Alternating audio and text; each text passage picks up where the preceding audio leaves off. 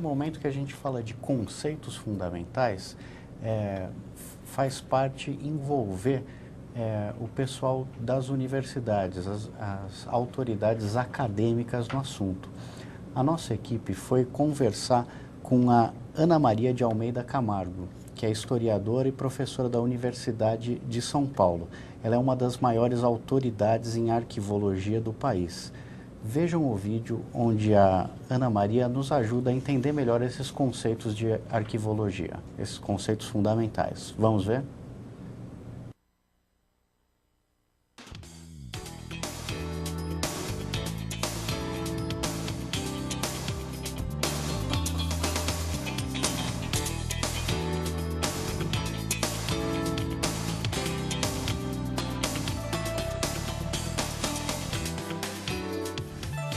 O documento, de um modo geral, é tudo aquilo que é capaz de nos dizer alguma coisa.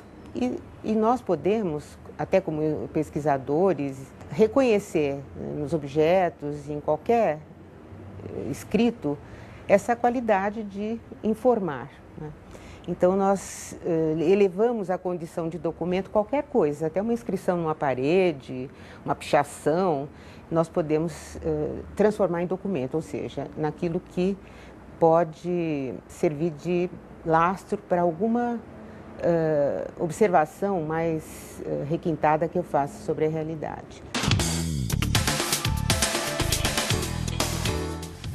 O documento de arquivo, ele é distinto desse documento que nós muitas vezes criamos, quer dizer, nós transformamos alguma coisa em documento. Ela não nasceu para ser documento e foi considerada documento no momento que eu pus no museu, eu pus num centro cultural, numa instituição qualquer.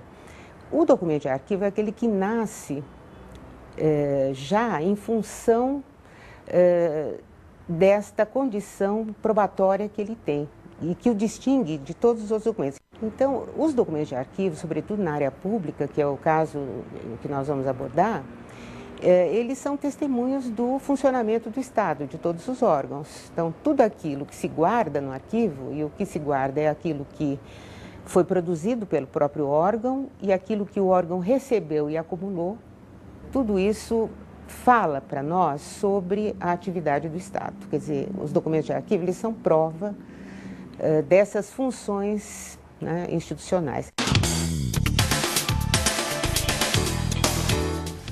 Os arquivos, eles sempre nos reportam ao órgão produtor, aquele que produziu, ele é o reflexo daquilo, ele faz prova, né, da ação das instituições, ou das pessoas, ou das empresas públicas, né, e privadas. Ele é parte de um conjunto, de uma atividade que muitas vezes é rotineira, né, e que só faz sentido para nós quando esse documento está articulado com os demais. Ele é o conjunto de vários registros que nos reportam a atividade que gerou. Enfim, é uma palavra que nós usamos de uma maneira um pouco indiscriminada e muitas vezes esquecendo esse sentido originário que é o do documento que nasceu para viabilizar certas atividades e, ao mesmo tempo, lhe servir de referência, que é a essência do documento de arquivo.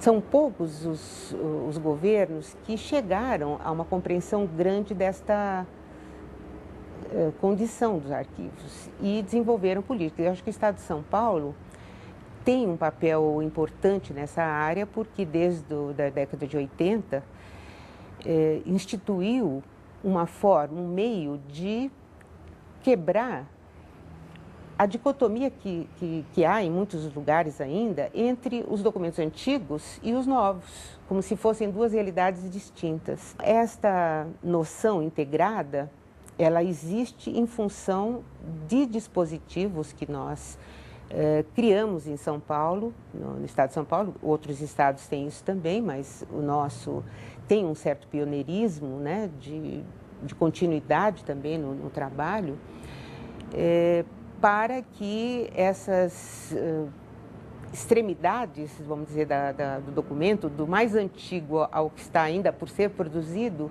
se encontrem dentro de uma racionalidade que é, no fundo, aquilo que nós buscamos dentro do arquivo. Essa trajetória, para nós, acumulou uma experiência que nos permite hoje também até mesmo auxiliar outras instituições, apoiar os arquivos municipais, por exemplo, que não seria propriamente uma função do Arquivo do Estado, mas que está contido dentro dessa nossa proposta, né, de transferir essa experiência para outras instâncias, né? Eu acho que então o Arquivo do Estado tem essa condição hoje de servir de exemplo para outras entidades do Estado e outros países também.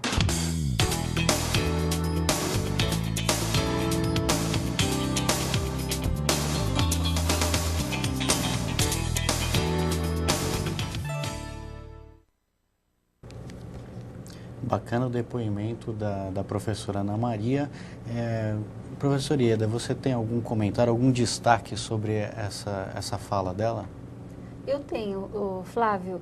Eu acho extremamente importante a fala da professora Ana Maria quando ela diz que a gente precisa superar a dicotomia entre os arquivos administrativos e os arquivos históricos, entre os documentos mais antigos e os documentos mais atuais, que na verdade eles fazem parte de um mesmo fluxo e as atividades da gestão precisam integrar essas diversas fases.